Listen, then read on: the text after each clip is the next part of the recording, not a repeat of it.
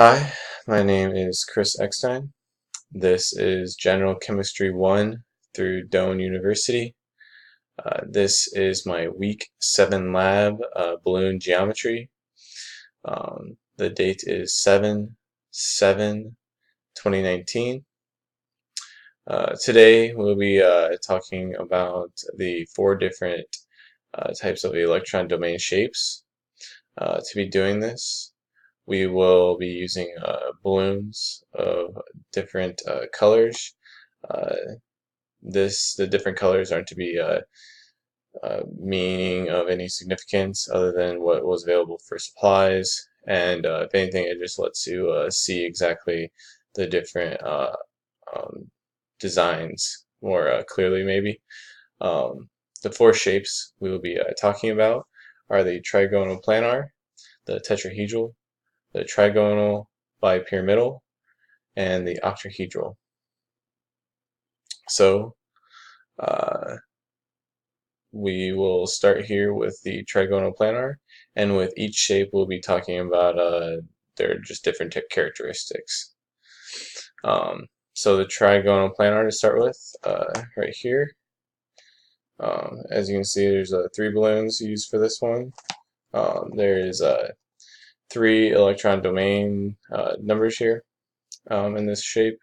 Um, there is one type, AB2. It has one lone pair. An example of this shape would be SO2 or sulfur dioxide. Um, the next shape we will make here is, if I can quick kind of just hold these together.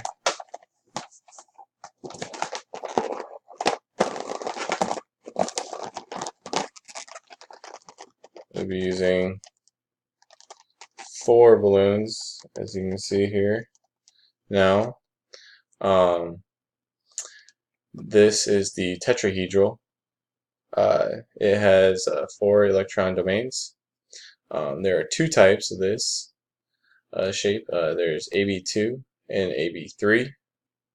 For AB2, it has two lone pairs.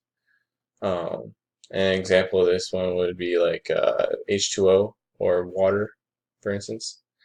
The other type, AB3, has one lone pair.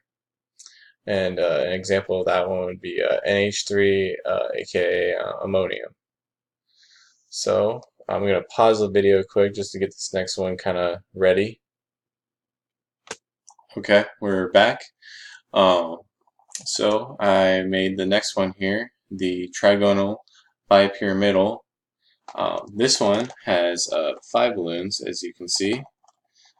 Had to tape them together. It was pretty hard to just hold them.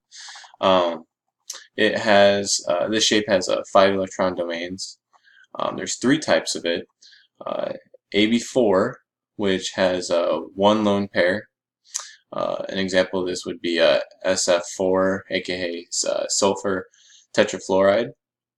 The next type would be AB3. That would be having two lone pairs. An example of that would be ClF3, aka chlorine trifluoride.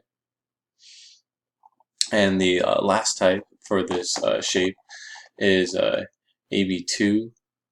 It has three lone pairs, and an example of that one would be IF, aka iodine monofluoride. So this again was the trigonal bipyramidal.